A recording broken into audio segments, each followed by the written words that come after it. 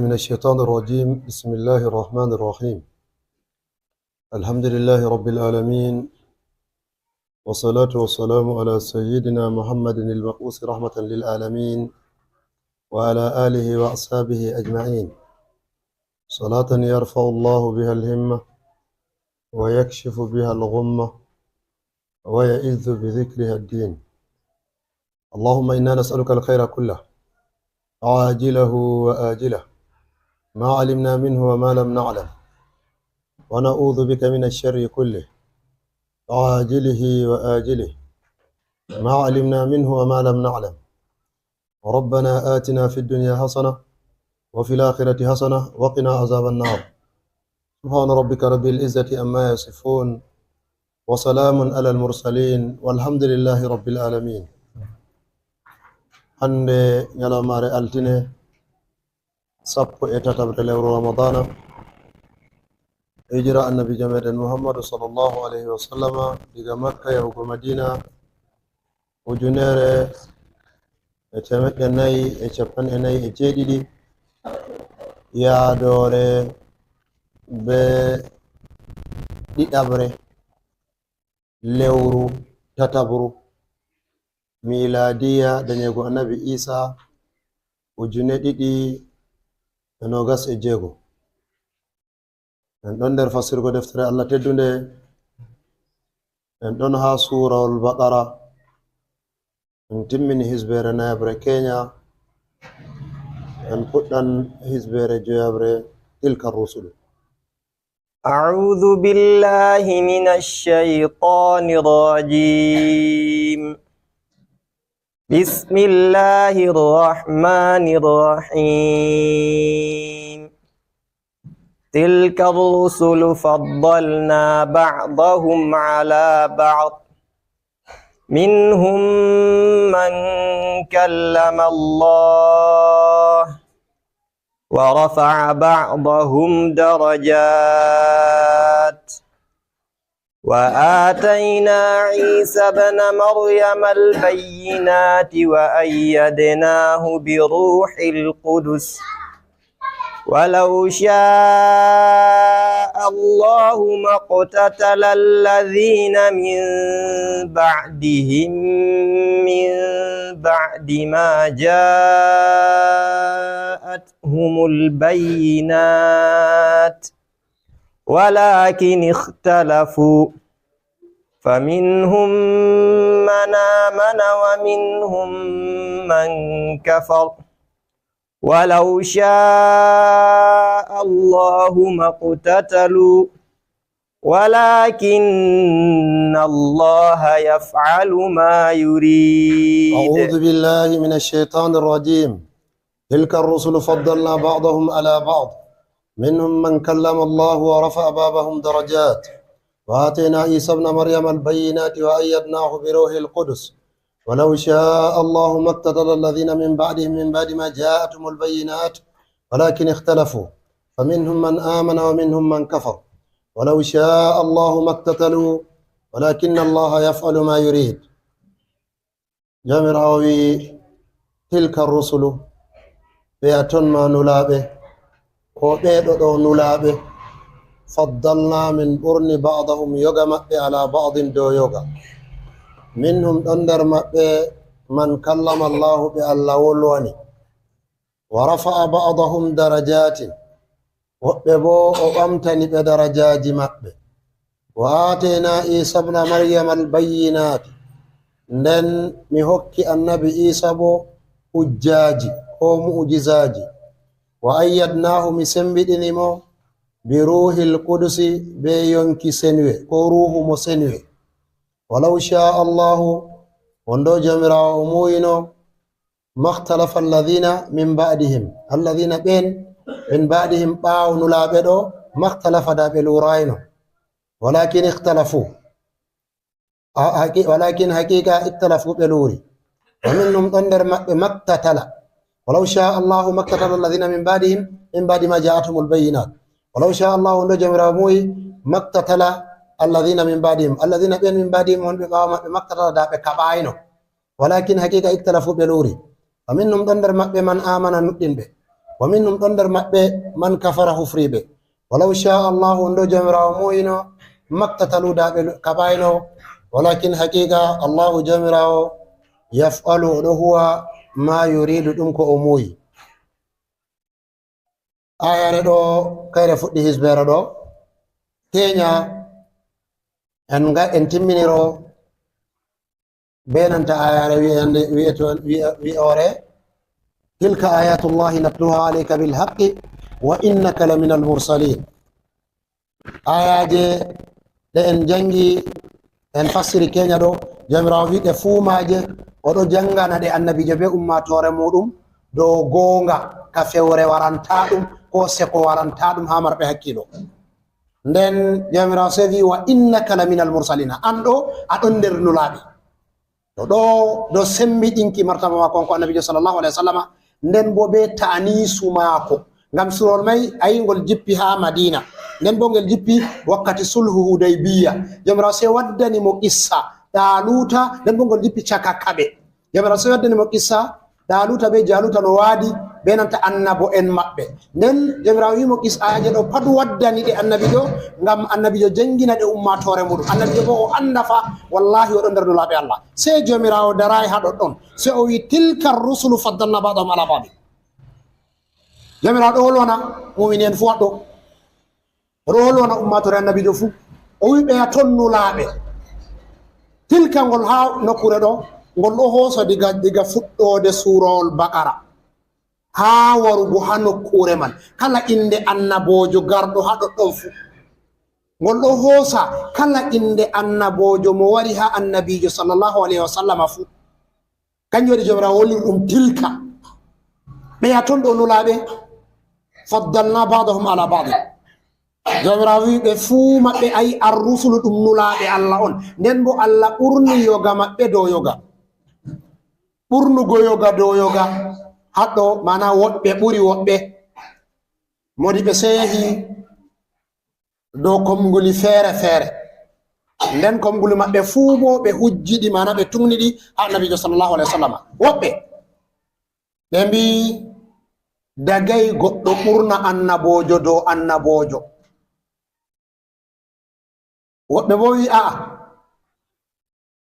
jawmirawo on wi ɓurni yoga maɓɓe dow yoga.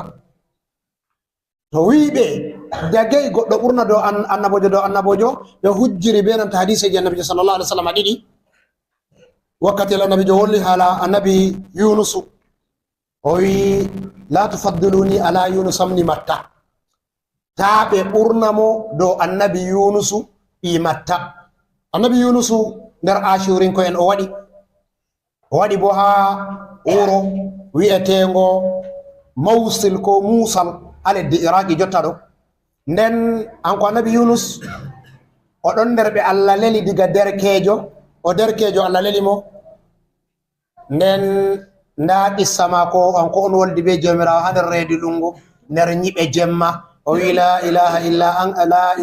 anta subhanaka inni kuntu min azzalimina. ayni o woldi be jomirawo fanade fi zulumati an la ilaha illa anta subhanaka inni kuntu min azzalimina. annabijo wi ta ɓe ɓurnamo dow annabi yunusu. nden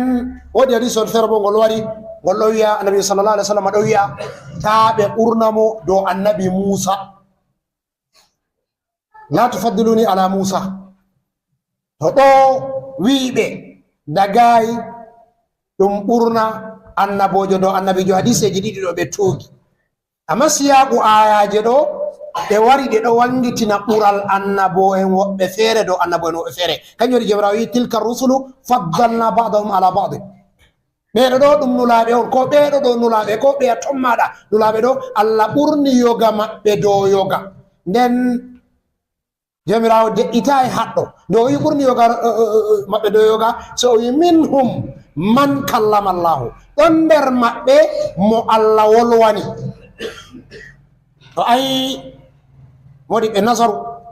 so ɓe mbi to ase wala hunde ɓuri mawnugo dininta jawmirawo wolwana jeyaɗum moɗum mubasharatan wala wasila, wala hunde yettiɗo mawnugo. kanjum waɗi jawmirawo nde o wari limtugo ɓural hakkunde annabo en, se o fuɗɗiri be nanta minhum man kallama llahu, woɓɓe feere ɗon ɓe Allah wolwini haɗɗo Allah wolwana annabojo mubasharatan ɗum waɗayi sey annabi Musa feere muɗum hanko tan Allah wolwani ay gisaji ma ɗon diga en tawan ha suratul arafi seɗɗa man en tawan gotka feere diga ha suratul ma'idati en tawan gotka feere ha suratul arafi immuduka man en tawan ɗum hananta suratul shu'ara'i to kallama Allah ay jomirawo wolwanimo wodi ha jomirawo wi ha qur'anu wa ma kana li basharin an yukallimahu Allah illa wayan aw min wara'i hijabin wala no jomirawo wolwinira ɓi adama sai dai lata ɗum wahayu wahayu bo kanjum on wasiɗa mala'ikajo ko wasiɗa ilhamu ko ko nandi e maji no wahayu waɗirte aw yursila rasulan fayuhi bi isnihi ala ma yasha ko ala man yasha ko kuma o lela nulaɗo mana mala'ikajo on warata wolwana wala tagdi ko ɓi adamajo mo Allah wolwani mubasharatan diga kañum sai Allah nden wawi efti bolle Allah man bo nani ɓe lutti sai moy sai annabi Musa feere muɗum kanjum waɗi jomirawo wi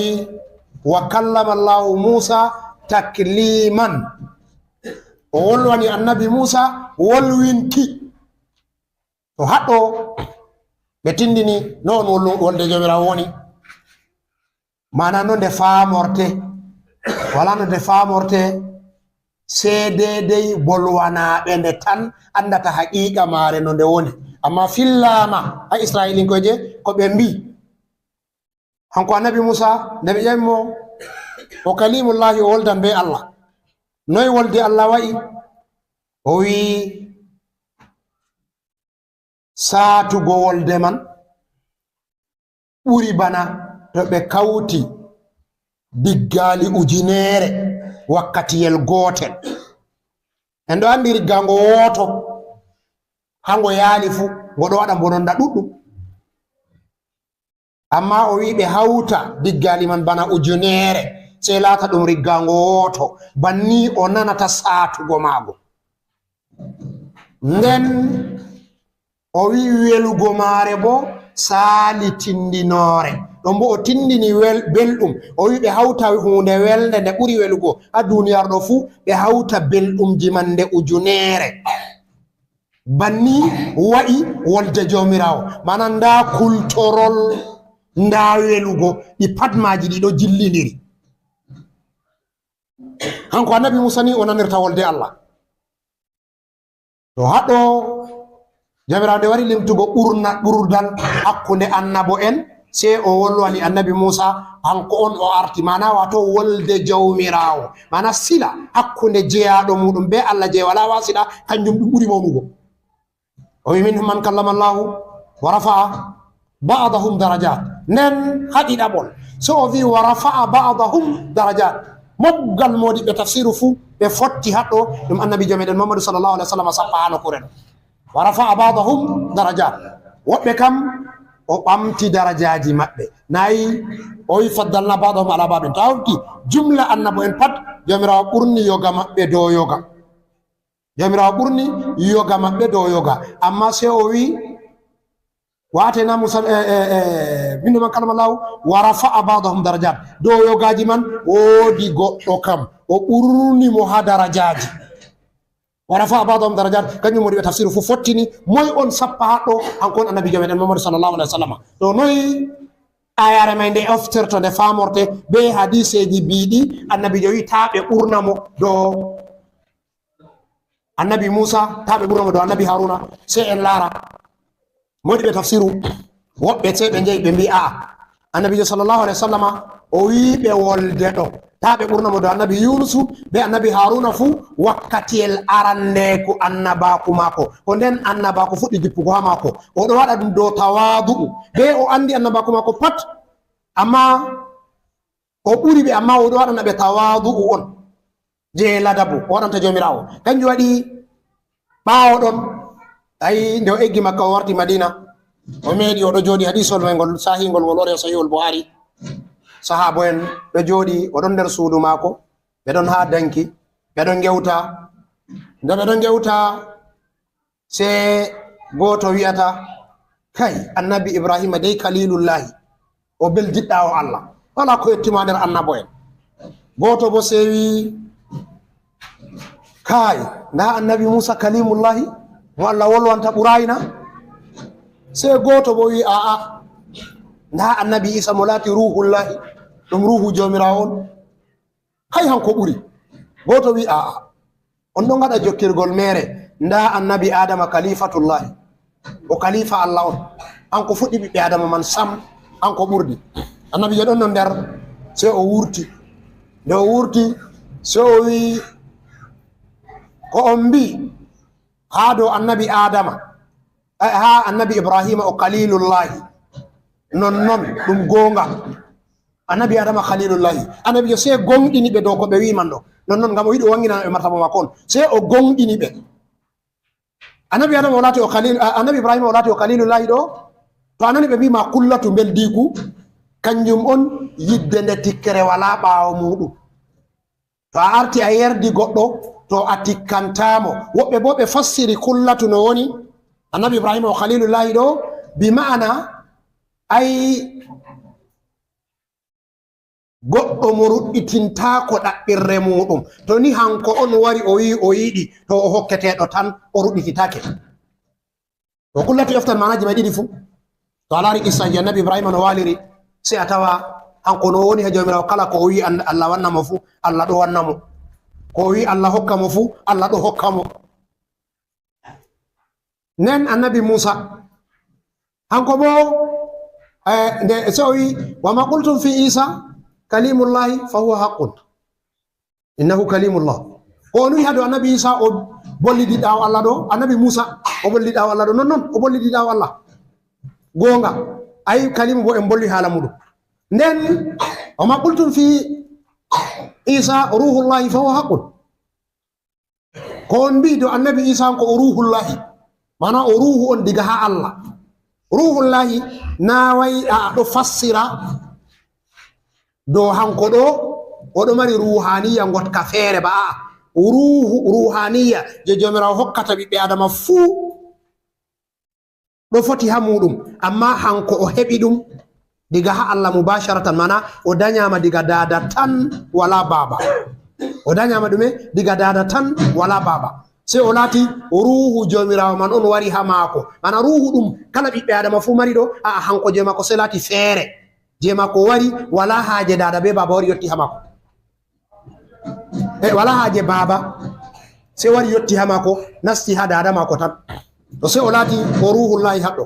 kañum annabi jo wi wama qultum fi Isa ruhullahi fa huwa haqqun wama qultum fi adama fa huwa safiullahi wa khalifatuhu fi ardi fa huwa haqqun ko o wiya ɗo annabi adama hanko bo o lablabtiraɗo Allah nden hanko ɗo hanko noni kalifajo Allah ha leddi non ɗum gonga woni o wi amma ana sayyidu waladi adama wala faqra fa adamu wa man dunahu tata liwa'i o se an ko annabi do wi annabi adam be ko woni les muɗum fuu o arti o wiɓe min on woni sayyidu waladi adama jagorɗo ɓiɓɓe annabi adam mana min on woni mawɗo maɓɓe wala fakara nden diga annabi adam man wari hanan tan les maako ko woni les annabi adam fuu les am woni ɓeɗon ɗuma les tutalam ñande dargal mana les ɗi wawɗo ɓe woni nen wana awwalu man yushaqqu lahu l ardu way hanko annabi jo wi hankon ɓe artata sekango leddi o ummite mana ha ummugal wana awwalu man yaridu l harda wana man awwalu man yamurru ala sirati o wi hankon artata erugo ka fay siradi wana awwalu man yaridu l hawda hankon artata yettugo wendu alkawsara wana awwalu man yaftahu babal janna hankon artata yettugo ha dammugal aljanna o nasta nden da woɓɓe feere tokka ɓawo haɗɗo seɓe mbiyan ko annabijo sallllahu alayhi wa sallama o tabbitini ɓural mako dow nafsi hadisol may ngol wari ngol jungol ɗo ɗon nder ɗiwalu hadisi ha sahihul buhari o tabbitini ɓural mako dow annabo en fuu haɗɗo banano jawmirawo sappi minhum man kallama llahu wa rafa babam darajat hanko annabijo sallallah alih w sallam be hadisol ɗo o tabbitini ngol nden hadiseji goɗɗe ɗon ɗuuɗɗi marɗi qara'inu hadisol ɗo nder maji hanko annabi sallallahu alaihi wasallam sayyidina ali wari ha mako se ko o wi ɓe ƴonanamo sayyidul arabi oɗo wondi ɓe dada julɓe sayyida aisha se to aliyu laati sayyidul arabi faman anta o wi ana sayyidun nasi ajma'ina wa aliyun sayyidul arabi min kamin woni jagorɗo ɓiɓɓe adama fuu muɗum sayyidna ali hankono ni jagorɗo araɓe mo fuu maɓɓe to iɗum hadiseji man ɗiɗon ɗuɗɗi wanginɗi fabluma konko annabijo sallallahu alaihi wasallam dow kala ɓiɓɓe adama fuu kanjum waɗi woɓɓe feere nder modiɓe tafsiru ɓe mbiya a dagi annabi ɗum ɓurna hakkude annabo en o ɓuri o ɓuri o ɓuri amma annabijo sallallahu alaihi wasallam ɓuri ngam dalila nassi ayaje ɗon ɗiɗi wa isa kadallahu min annabiyina misaqan wa minka wa nuhin wa ibrahima wa musa wa isa wa akasna minhum misaqan galiza ay jamravi o hoosi ni annabo en alkawe maɓɓe amma o fuɗɗirimo be man konko annabijo sallallahu alaihi wasallam anko arti o sango alkawal nden be annabi nuhu nden be annabi ibrahima nden be annabi musa be annabi isa jamravi wa akasna minhum misaqan galiza ay jamirawo wi sopti haɗɗo kanjum waɗi modi ɓe wi ɓeeɗo ɗo ɓe jeyoɗo kamɓe on te ulul azmi minar rusuli hamɓe on ulul azmi ngam goto fu nde wari sey nde o canji duniyaru man ndu fuu maru kala goto fu to wari sey to canji duniyaru man ndu fuu maru to annabijo sallallahu alaihi wasallam ɓurdi annabo en fuu muɗum bana be nassi hadis ɗo o ɓurdi annabo en fuu muɗum be nanta nubuwatu maako nden o ɓurdi annabo en fuu be risala maako nubuwatu maako kanjum waɗi nubuwatu annabako maako kanko annabijo sallallahu alaihi wasallam mooɓi annabo en luttuɓe man fuu muɗum kala ko annabojo heɓi ha annabako muɗum fuu hanko annabijo sallallahu alaihi wasallam o heɓi nden non nulal annabijo sallallahu alaihi wasallam mooɓi nulal annabo en fuu muɗum ngam kala annabojo fuu ɗon nole ha ummatore muɗum ko ha leñol muɗum ko ha wuro muɗum ko ha lamɓe muɗum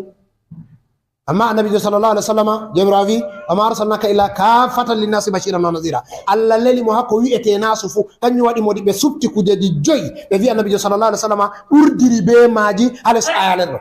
o rafa babamo darajatin ɗo allah ɓurnimo ɓe nanta nulal mako ha kala annabo en fuu muɗum nden allah ɓurnimo ɓe nanta hitamu nubuwati hanko on timminiri annabako annabo en wari ɗuɗɓe amma diga ɓaawo mako wala annabojo feere nden allah ɓurnimo ɓe shari'a mako mofti shari'aji fuu moyti shari'aji fuu nden allah ɓurnimo ɓe nanta ɗume deftere alqur'ani kayre feere mare nde ɗo sawi mujisaji ɗi wala keron bana cheikhu voliri ka o wi qur'anu nde fuu mare nde mujisa on nden kala aya fuu ɗum mujisa on dalila bo ay jomirawo waɗani araɓɓe tahaddi ɓe gadda be nanta surawol gotol ay fatu bi suratin mislihi ko wadde surawol gotol ko fotata ɓe maga wi surawol gotol bo ko wal asri ko inna aɗa suro kanjum on mari ayaje tatati ko ɓe wadda hefere ɓe wadda ko bana ayara man ɓe araɓɓe ɓe fasiyante en ngam man ɓe wadda irum surol man to ɓe mbi qur'anu na gonga ba ayi ɓe tampi haɗɗo to ayi jomirawo waɗani ɓe taddi be surol gotol surol man ɗo mari aya tati to a wi aya tati qur'anu ɗo mari aya 6,000 be hunde feere 6,000 be hunde feere se a sennita ɗum nde tati to ha qur'anu tan a heɓan mujisaji feere feere 2,000 ɗi jomirawo waɗani hefere ɓe taddi be maji nden hangal qur'anu man ngal laati ka ngal ɗon nder mujisa magal ngal ɗo yaada be zamanu nde weeti fu qur'anu ngal jippi diga zamanu annabijo sallallahu alaihi wasallam ngal timmini jippugo be are nde en wolwi nyalaɗe saliɗe nden se wari laati amma nde weeti fu kangal ngal ɗo hesɗita be no zamanuru hesɗirta no zamanuru dillirta banni hangal qur'anu ngal dillirta no zamanuru firlitita banni ngal firlitita ba en fasiri kanyalamaje ni asli sanjatako amma furu'u ɗo canjita ngam yaada be zamanu amma asli kam sottatako dow asli no woni nden kala ayare fassirande pat se a tawa nde ɗo huwa hande na way kitamare sali ba hatta qissa annabo en caaliɗe to qissa man wari si a tawa ibratu man ɗo huwa hande mana dedei ko qissa ɗo ibratu ko ka waddi ɗo hande irum majum ɗon ambo to a waɗi ibratu ɗum nafete to be lataki ha maako anko annabi sallallahu alaihi wasallam ha ummatore mako on duniyaru timmata kujeji joyi ɗo o ɓurdi annabo en fuu be majum to haɗo ورفع بعضهم درجات النبي صلى الله عليه وسلم أنو فتي أي النبي موسى وأرتي وسندتيمو nen o lori o wangini darajaji annabi sallallahu alaihi wasallam ay darajaji mako ɓe mbi modi ɓe wi darajaji mako ɗi duniyaru ɗi heftatake amma daraja annabi sallallahu alaihi wasallam tammi wangugo nyande dargal ha nokkure wa ma arsalnaka illa rahmatan lil alamin wakkatiyel ay kujeji ɗon bana modi ɓe yeccata en kujeji ɗon feere feere fe'ata nyande man on ko moyjo andata annabi sallallahu alaihi wasallam an kono ni sayyidul khalqi ajma'ina an kono ni jagorɓe takle fuu muɗum nder man hatta wakkatiyel nafsi nafsi annabo en patɗo ya nafsi nafsi hanko wakkatiyel hanko annabijo hanko on ummata he'ata o sheeta ko moƴo fu nder man yite to nge happiti hanko annabi sallallahu alaihi wasallam hanko on ummata atange nder man to tikkere jomirawo wari yaaliri wala mo foti ñifa tikkere Allah man sey hanko feere makko irummaji ɗi patmaji kañum ɗi waran e wangan ñande dargal haɗɗo warafa babam darajatin kanjum ɓe mbi muminijo ko ndey o waɗan do'a ɗo to o nani setinago ay اللهم رب هذه الدعوة التامة والصلاة القائمة آتي محمدا الوسيلة والفضيلة والدرجة الرفيعة الدرجة الرفيعة دو جمراو إني هكان موكا أما بيوني مؤمنين فو كلا دي أنا سيتنانغو فو أولو حالا درجة ما كو بانجي كدو درجة ما كو بانجي كدو وما أرسلناك إلا رحمة للعالمين ñande dargal on ka wangata to haɓe wi to goɗɗo lisbiti doyre ɗo no woni fo on hassan nder cheta annabijo sallallahu alaihi wasallam Allah waɗi nder maɓɓe jomirawi wa rafa babam darajat وآتينا عيسى ابن مريم البينات أوكي النبي عيسى بو بمريم الله توري ولغو النبي عيسى حالا ماكو فير ماكو عند القرآن سي أتوا ودي إند دادا ماكو وآتينا عيسى ابن مريم البينات وعلى رؤوني النبي عيسى تندر كندر سياق النبي وموسى وعيسى وآيا كل من الصالحين جاتو دو ودا سياق ودو لمت النبي تام دو كسو جونا عند النبي عيسى اما تو ها فرwi dina no jona عند النبي عيسى سياتا عيسى ابن مريم النبي عيسى دوي بي مريم ngam dume wadango dum don der dalailu nubuwati dum don der ko sappata nana ijazul qur'ani ambe nasara be bi annabi Isa bi Allah ko be don bi annabi Isa ko bi Allah ko ruhu mai tsarki ay der mabbe wodi be salusu don wodi wi'etoɓe imnullahi ɗon wodi nden wi'etoɓe salusu ha nder maɓɓe to ɓe pat maɓɓe jomirawo to wari ƴonugo annabi Isa ni so annabi Isa jomirawo sey wi'a o ɓi maryama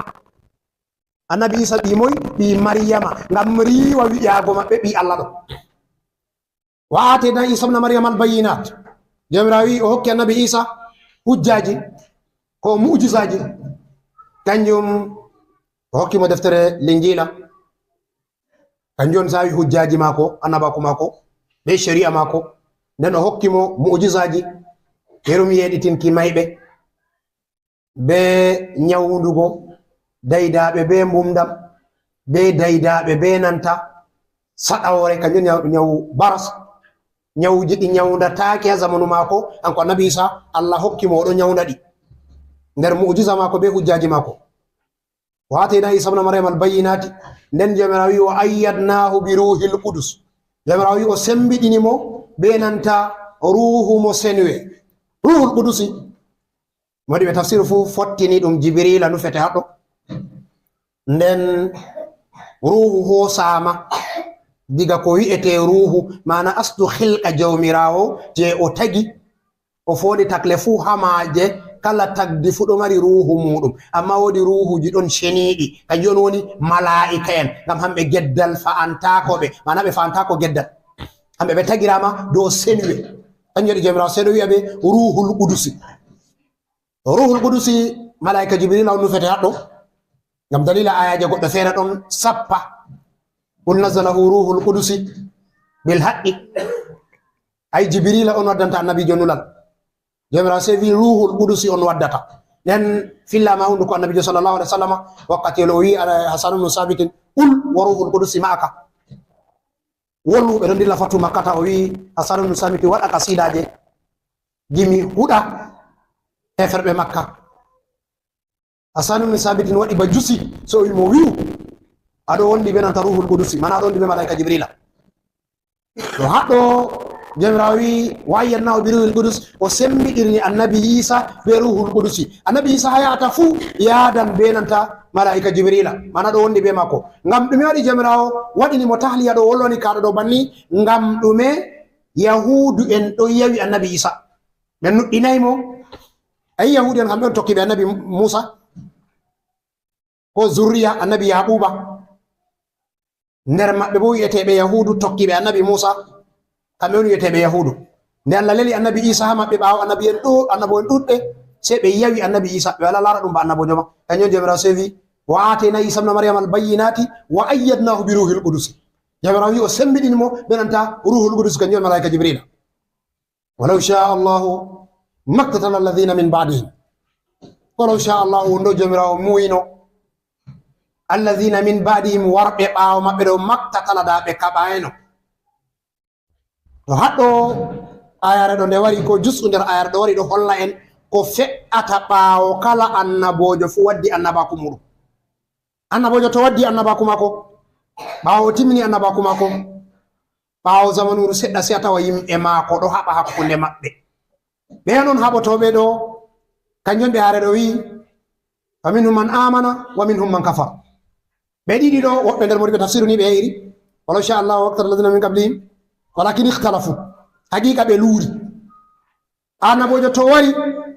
ɓawo annabojo mai dillini se luure umma hakkunde maɓɓe to luure ɗo ummi se ɗe yaha ɗe dasa ɓe ɗe warta ɓe kaɓan hakkunde maɓɓe gaɗa ka mbartirgo walakin ikhtalafu haqiqa ɓe luuri kenya en volli seɗɗa dow ko woni sirru tadafu'i je sigi duniyaru meɗen ɗo en wi luttuɗum may se to en yahi ha nokkure wala yazaluna mukhtalifina walidhalika khalaqahum ay jomirawo sappi nde o wawi wollugo se o waddi mashi'a mako walaw shaa allahu maktatala alladhina min ba'di ma ja'atumul bayyinat walakin ikhtalafu wonno jomirawo muyno da ɓe kaɓayno alladhina min worɓe ɓawo ɗo da ɓe kaɓayno ɓawo hujjaji annabo en wari waddani ɓe hujjaji laabi nden ɓe gadi ɓe luuri hakkude maɓe ɓe waɗi kaɓugo to haɗɗo se ɓe mbi habre fuɗɗi luural fuɗɗi ɓawo annabojo diga ɓiɓɓe annabi adam ɓawo annabi adam kala annabojo wari fuu se a tawa ɓawo mako yimɓe mako luuri waɗi ka haɓugo to a sotti a warta ha annabi musa man ko annabi ibrahima man ɓawo mako ayi zuriyaji mako sendiri luuri waɗi ka haɓugo to a sottiri a warti hananta annabi musa se a tawa ɓawo mako yimɓe mako luuri waɗi ka haɓugo nder kaɓeji maɓɓe en andi ɓe gaɗi ka haɓugo hamɓe bani israila hakkunde maɓɓe amma haɓre ɓuri ɗuɗugo hakkunde ɓawo annabi suleimana ha mamlakatu yahuda be mamlakatu israila ayi kaɓe maɓɓe ɗuuɗi hananta ɓe eggi diga baytul muqaddasi o fere warti hananta leddi iraqi jooɗi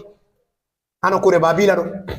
kaɓe wari ɗuuɗi hakkunde maɓɓe nonnon to a tokki kala annabojo fu si a tawa ɓawo maako yimɓe maako luuri waɗi ka haɓugo hatta annabi isa ɓawo annabi isa kamɓe maɓɓe gaɗi ka haɓugo kaɓeji ɗuuɗɗi ɗi wala keerol hakkunde maɓɓe ayi ɓawo ma konko annabi isa wacci hawarinko'en ɗo sei ɓe luuri kala komojo fu be masaba muɗum wurti kala komoy be masaba muɗum yehi warti hamɓe hawarinko'en man sei yimɓe maɓɓe waɗi ka haɓugo caka maɓɓe nder maɓɓe misƴirinko'en wurti be aqiba yaqubinko'en be malakaniya wala ma habre ɓuri satugo bana hakkunde malakaniya be nanta yaqubiya ayi hamɓe on annabi sallallahu alaihi wasallam woni haala maɓɓe wakkati o windini hiraklu ɗerewol o wi islam taslam wa illa fa alayka yatika ajraka marrataini wa illa fa alayka ismul arisiyin hamɓe on ɓe mbiyata be nanta lunga latin arisios ɓe ngaɗi hananta yunan hamɓe yebre on ɓe wurti nder yaquubinko en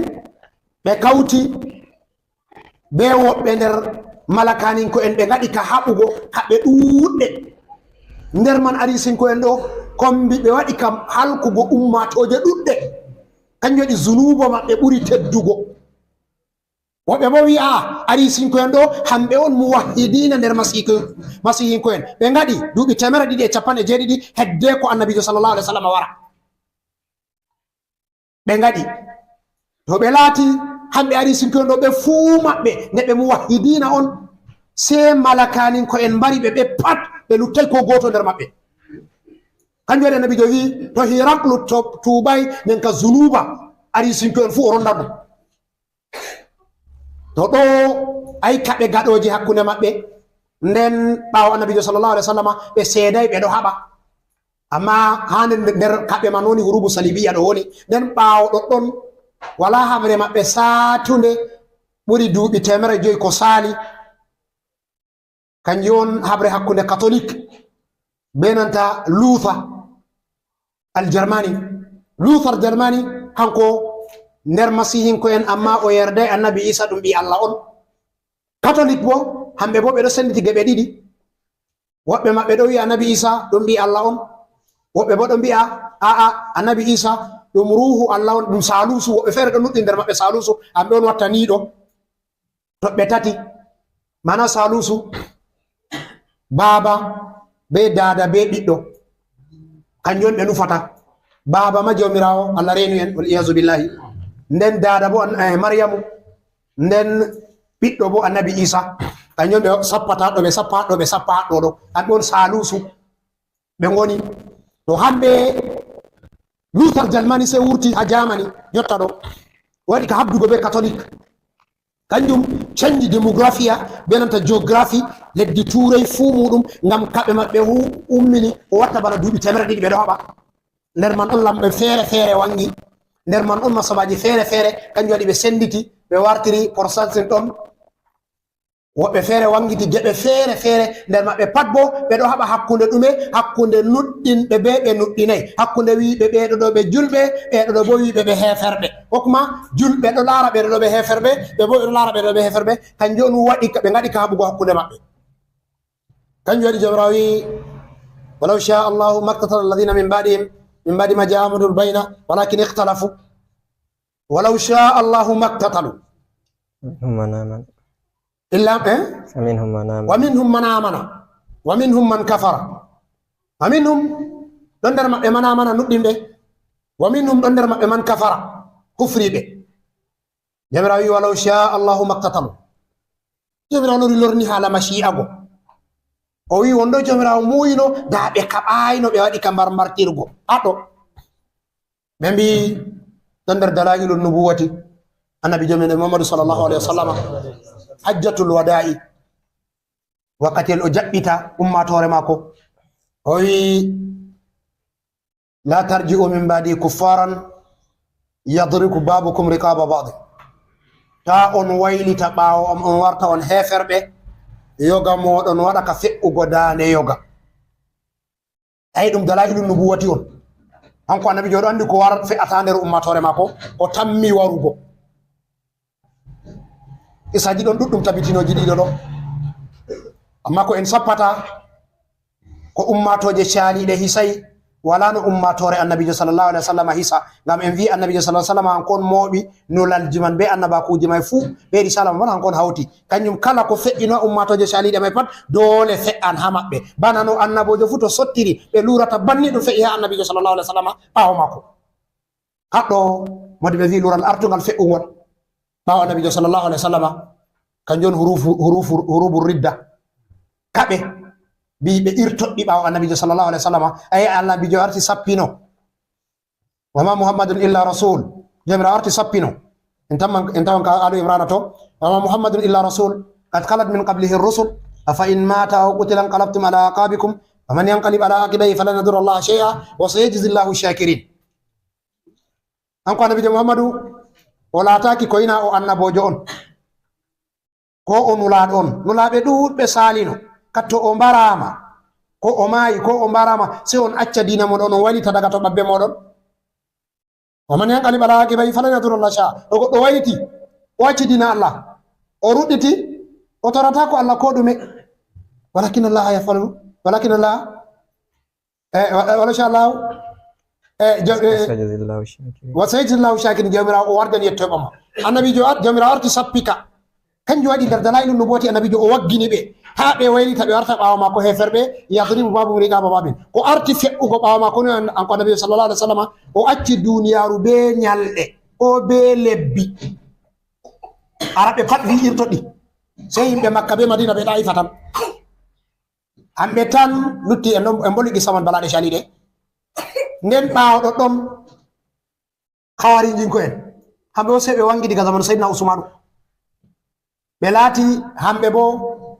on fuɗɗiti fitina ɓaawo annabijo sallallahu alaihi wa sallam laati ɓaawo Seydina Abubakar be Seydina Umar zamanu Seydina Usmanu hitande 6 ɗon ɓe fuɗɗi fitina maɓɓe ayi fitina maɓɓe de'itayi haɓe ɓe mari Seydina Usmanu wala habo ɓe timmini wangugo sey wi'eteɓe haruru yiwin hamɓe on annabijo sallallahu alaihi wa sallam hokki habaru maɓɓe nden hamɓe ɗo nder kawarijinko en ɓe woni kamɓe on wiɓe annabi Seydina Ali hufri be jaɓugo maako ta hakimu sey ɓe murti ɓe ngaɗi hoore maɓɓe ɓe feere kala mo wala nder maɓɓe fuu ɗum kefeero on ɓe ngaɗi ka haɓugo nden bo ɓe ɗo kujjira be ayaje Allah bo ɓe hujjirta ɓe waɗa ka hujjirgo be ayaje Allah ɓe waɗa ka mbarugo julɓe nder man a hiɗi sallolluka waɗi waali Madina o wurti ɓe mbimo hawarijigo en ɗon 54 ɓe ɗo ha yaasi hoosere ɗo hanko bo o wurti be soja en mako 2,000 o yaha o habda be maɓɓe o nanga ɓe nde o yahi ɓe 54 ɗo sey ɓe habbirango woto ɓe tiiti ɓe dubuɗiɗi ɓe sey ɓe farti ɓe hawarijigo en sey farti ɓe hamɓe ɓe salay ɓe 2,000 nden ɓe bo ɓe 54 ɓe farti ɓe ngam cuusal ɓe haɓirta be ayaji Allah nden kawariñi ko wala kottiɓe naafe wala kottiɓe juulugo wala kottiɓe hakkilingo suumay diine man ɗo ɓe ɗo jogi ka ha zahiri maka to a laari ɓe mo ayi fu ɗo laafi yoori ɗo sayɗiti ibada tan ɓe gontiri imanu maɓɓe bo saali ha nufata ɗo je yorugo ɓernde kanjum waɗi to ɓe fotti be yimɓe fu ɓe tampinta ɗum ay ɓe gami wimo maɓɓe yimata alfay farisin fi ma zaamtum wa yadluduhum bi asaka 40 كذبتم لا كذاك ليس ذاك كما زعمتم ولكن الخوارج مسلمين هم الفئة القليلة قد قيلت على الفئة الكثيرة يغلبون أي كم من فئة قليلة غلبت فئة كثيرة ينفسر كينيا كو كنجم أون بهجوري نابر 40 بفرتهم بدبودي أي سيدهم بدني بتشوسان بفي هم بكارج كان أي بس مؤمنين أون نام تناب مؤمنين هم 40 54 fartata ko yimɓe 2,000 to banni ɓe wayi hamɓe kawarijinko en hamɓe ayi ha hande Allah ɗo lutti irum maɓɓe o marɓe aqida maɓɓe ha nder julɓe Allah reeni en be cari maɓɓe to se laati hamɓe kawarijinko en ɗo hamɓe ɓe ɗon nder ɓe sendiray diga ko ɓe wangi sei de ɓe famɗita ɓe lora ɓe yaaja nden ɓaawɗo ɗon fitina mo kanna wari ha Kurasana goɗɗo feere o wangi oɗo aaƴa o ardiɗo o amiru no diga o amiru o lori oɗo aaƴa hanko ɗo o neleteɗo o nulaɗo on diga ɗo ɗon ha oɗo aaƴa o Allah ha Kurasana o waɗi nder duuɓi 4 hanko ma o mbari ko mbarete ɗuɗɗum nden ɓaawo maako nden karami ɗinko en wangi karami ɗinko en hamɓe fitina maɓɓe ɗuri satugo ɗum shi'a en on woɓɓe on nder shi'a nden nder shi'a man ɗen wulatu shi'ati ngam hamɓe yu'minuna bil hululi wal ittihadi hamɓe ɓe ɗon na woodi ko wiyete hananta andal kalamu ilmul kalami hululu mana jomirawo ɗo hoɗa ha yonki ɓe ha dow ɓi adama feere mana ko goɗɗo may waɗi wakkatel may fu Allah on waɗi ɗum hululu ɗum aqida on nder aqida nasara en nden ɗum aqida on nder aqida barahima to yimɓe India sei laati hamɓe karaɓe ɗin ko en ɓe wangi dow banni wulatu shi'a yo hamɓe fitina maɓɓe waɗi sati ngam hamɓe on haɗi hijju duuɓi 3 suudu kaba ɗufaka karaɓe ɗin ko en zamanu maɓɓe ɓe waɗi hijira ɗo mari 150 fitina maɓɓe fuɗɗi ɓe ngaɗi fitina maɓɓe ɓe waɗi bana duuɓi 40 ngam hamɓe on wari ɓe ñaami wuro makka ɓe wulingo ɓe ɗoppiti hajarul aswadi ɓe hotidi be majum ha Bahrain ɗo ɓe goni ha Bahrain e natta ɓe gaɓata jotta ɗo ni ha Bahrain totton ɓe woni duuɓi 30 hajarul aswadi ɗo totton sei nde fitina maɓɓe sankitama nden ɓe heɓi ɓe hoosi hayre man ɓe gartiri ɗum to hamɓe ɓe laati ɓe haɗan hijju fu nden ɓaawo maɓɓe fitinaji goɗɗi feere sei waɗi ka nastugo hamɓe kawarijinkongo so ɓe sendi geɓe 2 non bo hijira ɗo mari temere tati ɓe capanɗe tati harijinkoen o e feere ɗo wi'a kala mo na harijinkejo pat o kefero o e feere nder maɓɓe sey wurti woodi biyeteɗo Abou Yazid al Kannani hanko sey o wurti o wi aa mo na harijinkejo fu ɗum fasikijo on na kefero ba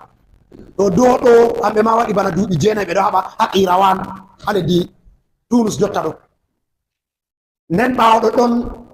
fitina man sey eggi warti hakkunde ciiɗinko en be sunninko en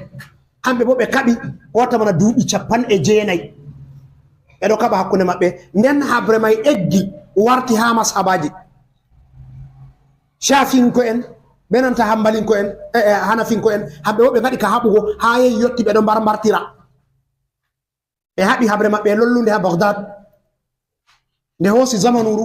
kamɓe ma bako ɓe gaɗa sulhu nden kaɓe man wari warti hakkunde malikinko en ɓe zahirinko en kamɓe ma ɓe waɗi ka haɓugo nden habre lori warti hakkunde malikino mana masaba malikiya be nanta faɗiminko en hamɓe bo ɓe hoosi masaba shi'a ɓe wari ɓeɗo farliɗina ka dow julɓe dole maɓɓe to a julɗo ni sey alata masaba shi'a ngam shi'a ɓeɗo mari fikku maɓɓe luutim je masabaji fuu to kamɓe bo ɓe gaɗi ka haɓugo ko watta zamanuru ha yehi yotti to ɓe laari aɗo jogi mo waɗɗa malik ɓe mbarete ɗum waɗi ha lesɗe hirna ɗo hakkunde Andalus be nanta Tunus be Libya be Maghrib ha nder ɗo ɗon ɗum wari to a laati aɗo warti ɓe mofta defte masaba maliki ɗo mo dawwana ha wuro fu to ɓe wari sei to ɓe hosti defte man e pat maɓɓe ɓe wula ɗe nden fitinaji may ɗi seedayi ɗiɗo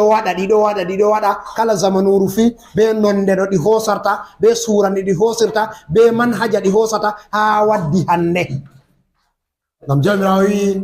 walaw sha Allahu maktatalu mana mashi'a maako arti hiiti kaɓe ɗo ɗe gaɗa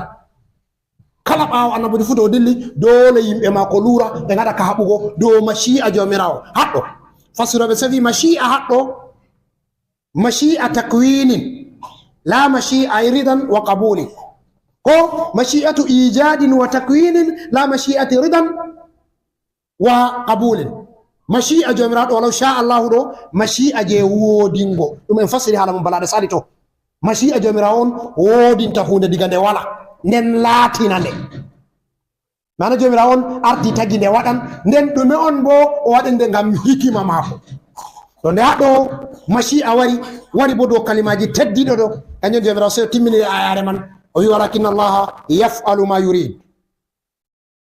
haqiqa jomirawo oɗo huwa ko o muuyi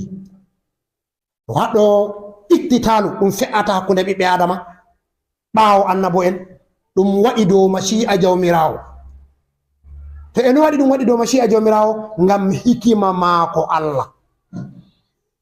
en boni no balaɗe saliɗe kala kujeji ɗiɗi liddotirɗi to ɗi wari ɗi hawti pat to woodi ko ɗi rimata hunde wonde feere kala kujeji ɗiɗi liddotirɗi to ɗi gari ɗi kawti fuu ɗi riman hunde wonde feere nafoore hikima jomirawo on waɗi iktida'u ɗo woɓɓe nder modiɓe sey ɓe mbi to ɗum on waɗi mashi'a jomirawo doggiri banni to haɗɗo jomirawo nde o laati o peeshiɗo andal maako bo laati huuɓi ko ɗume mashi'a maako sey tagiri kawnu meɗen banni waɗi dole to yimɓe ɗon ha kawnu man dole haɓa dole yimɓe to ɗon ha kawnu may mbartiran diga fuɗɗode surol Baqara ɗo woodi e jomirawo wi en ɗume jomirawo wi wa iz qala rabbuka lil malaikati inni ja'ilun fil ardi khalifa ko qalu ataj'alu fiha man yufsidu fiha wa yafsiku fil ard ataj'alu fiha man yufsidu fiha wa yasfiku dima ay diga wakkatiyel jomirawo wi diga wakkatiyel jomirawo wi o waɗan ha leddi khalifa malaika en o arti yeddugo mana arti fottirgo be maako ataj'alu fiha man yufsidu fiha kadi a waɗan Allah a loran a waɗa ha dow leddi ɗo to a laari ƴamol may ni holli malaika en noon ɓeɗo mari hibra be ko ɗo fe'a ha duniyaru meɗen ɗo ɓeɗo mari hibra be ko ɗo fe'a kanjum waɗi ɓe wolluniri jomirawo be man kadi Allah ma a loran a waɗa fayin wonno ha leddi ɗo o waɗa ka rufugo iyam di to ni takwinu leddi man Allah tagiri nde kala ko jooɗi ha maari fuu dole mbartira ɗum ɗon nder seɗɗa ha jus'u sirru tadafu'i ko en bolli keña ɗo kala ko jooɗi ha dow leddi fuu dole hunde man nde marmartira nde waɗan ka nde luuran dole bo nde waɗa ka haɓartugo ni Allah waɗi leddi man kujeji ɗiɗi ɗi fottatako ɗi narra nder Allah andal Allah woodi ha Allah waɗi ɗum ɗo narri may tan rammiɗin ɓe nder modiɓe ko kuma woɓɓe nder modiɓe ɓe ɓe mbi'a ba Allah tagi mala'ika en hamɓe bo ɓe yeddata Allah sam. Allah tagi tagle feere bo kanje bo ɗe yeddoje Allah tan. Allah sey waɗi ɓiɓɓe Adama bo ha caka woɓɓe maɓɓe yeddan Allah woɓɓe maɓɓe bo yeddatako. To hikma jomirawo sey yahi dow banni to ha yeddoɓe be ɓe yeddatako ɗo ko kuma ha heferɓe be julɓe faminhum man amana minhum man kafara ɗo woɓɓe feere julɓe ɓeɗo yiɗi duniyaru ndu fuu maaru ndu warta ɗum julɓe on. Heferɓe hamɓe ɓeɗo yiɗi duniyaru ndu fuu maaru warta ɗum heferɓe on. Seta daafu uɗo waɗa kala mo heɓi sembe fuu haɓan turugo wane bo to heɓi sembe haɓa turugo wane ta daafu ugo sey waɗa ka waɗugo dow ɗume dow mashi'a jomirawo ngam ni leddi man nde worirta to na non dandi walano. Walau sha Allahu maktatalu walakin Allah yaf'alu ma yurid. Hakika hunde ɗo jomirawo ɗo waɗa nde mana oɗo waɗa nde dow irada maako o waɗan ko o muuyi hanko jomirawo bo la yusalu amma yafalu wa hum yusalun o ƴamatake ko waɗi o waɗani kaza hikima maako yahiri banni enen ko woni dow meɗen nuɗɗungo yerda dedei muuyo Allah no yahiri. Na يا أيها الذين آمنوا أنفقوا مما رزقناكم من قبل أن يأتي يوم لا بيع فيه ولا خلة أنفقوا مما رزقناكم من قبل أن يأتي يوم لا بيع فيه ولا خلة ولا شفاعة والكافرون هم الظالمون. يا أيها الذين آمنوا أنفقوا مما رزقناكم من قبل أن يأتي يوم لا بيع فيه ولا خلة ولا شفاعة والكافرون هم الظالمون. جمراوي يا أيها الذين آمنوا يا أولي المؤمنين أنفقوا صدقة كو نفع مما رزقناكم دونكم رزقون من قبل يسو أن يأتي يوم يلومار وندفر ولا لا بيع ولا صتدي ولا قلة ولا صوبراغو ولا شفاعة ولا شيتو والكافرون هفر به هم الظالمون هم دوني توني به ينكي دمولو. جمراوي يا الذين آمنوا أنفقوا مما رزقناكم هاتو modi be tafsir fu be potti do ayara do wari nde do huuba do infaqu mo wajibi be mo mustahabbu fu mana do wolwana hala zakka be ko warata bawo zakka fu mana sadakaji fi sabilillahi be chahuji gadetedi pat nasti haddo. Jawrawi onon mu'minin ya alladhina amanu anfiqu nafe ko satke mimma razaqnakum dum ko mi riski on satke ko mi riski on ɗo dede ko yiyata on ɗo mari ɗo Allah on riski on ɗum ngam man satke ɗum min qabli an yatiya yawmun hedde ko nyalawmare feere nde wara satke hedde ko nyalawmare feere wara haɗɗo ɓe mbi nyalawmare dargal jamirawo nufata haɗɗo ni woɓɓe mo mbi aa nyalawmare mayde ngam dalila ayaji goɗɗi feere ɗiwi wala wannama fil ardi mislahu zaban laftadat bihi ma tuqbila minhum ko woɓɓe feere he feɓe wakkati ɓe warata mayugo wonɗo ɓe maranno duniyar no ɓe koni dow maru fuu ɗum kangeeri on nden ɓe waɗa sadaka Allah jaɓantaɓe mana wakkatiyel kuugal saali min qabli an yatiya yawmun hedde ko nyalawmare wara nyalawmare man ɗo la bay'un sottidi wala amarata ko jawdi nyande man a wi'a ha a sotta yonki maɗa amarata ko jawdi a wi'a ha a sottana goɗɗo feere yonki muɗum waɗata ko wala kullatu non nyalawmare me bo sobiragu nafatako mana nyalawmare man wala nda sobajo am ɗo o nafatam ko o yidatam o mbeldigu ɗum en fassiri nane ɗo je ñalawmare man way a tikkantake da wane ɗo tikkantama waɗata ko wala shafa'atu non ñalawmare man ɗo wala sheeto nafete mana a wala mo waɗante sheeto ko kuma a fotai sheetugo goɗɗo ñalawmare man ɗo kujeji tati ɗo ɗi pat jomirawo sappi marɓe riskaɓe ɓe Allah hokki hunde ha juuɗe muɗum ɓe waɗa sadaka mana ɓe nafa ɓe wala diga ñalawmare ɗo waray ngam ñalawmare man to nde wari a yiɗi waɗugo ɗo ma a waɗataɗi ko aɗo mari no a waɗira a waɗata sakko ma a marata ko no a waɗira shottiɗi kam joni woni iftidaw nden kullatu bo kan joni woni sobiragu shafatu bo kan joni ceeto shafatu amma jango nden fasiran ayatal kursi en bollon hala shafatu man ha totton jomirawo wi wal kafiruna heferɓe humu zalimuna hamɓe on woni toñiɓe yonkiji muɗum aɗɗo aɗa umno dinari nder modiɓe o wi alhamdulillahi alladi lam yaqul wazalimuna humul kafiruna o wi en yetti Allah mo wi ay toñiɓe yonki muɗum kañum on woni heferɓe se o wi heferɓe hamɓe woni toñiɓe yonki muɗum mana ko julɓe ko na a kefero ba wodi laabi ɗon ɗi a toñirta yonki maɗa ɗon amma toñugo yonki maɗa nastintama keferaku haɗɗo senditi be nanta masaba mutazilinko en hamɓe mutazilinko en ɓeɗo yaha do geddal mangal ɗum kufru on mana wurtinte islama amma ahlus sunna wal jamaa hamɓe ɓeɗo fotti do geddal wurtinta goɗɗo islama sai dai eggina mo diga imanu hora mo ha fisdu to Allah nafru en be ko en nani subhanaka la ilma lana illa ma allamtana innaka antal alimul hakim اللهم صل على سيدنا محمد الفاتح لما أملك والخاتم لما سبق ناصر الحق بالحق والهادي إلى صراطك المستقيم وعلى آله حق قدره ومقداره العظيم سبحان ربك رب العزة عما يصفون وسلام على المرسلين والحمد لله رب العالمين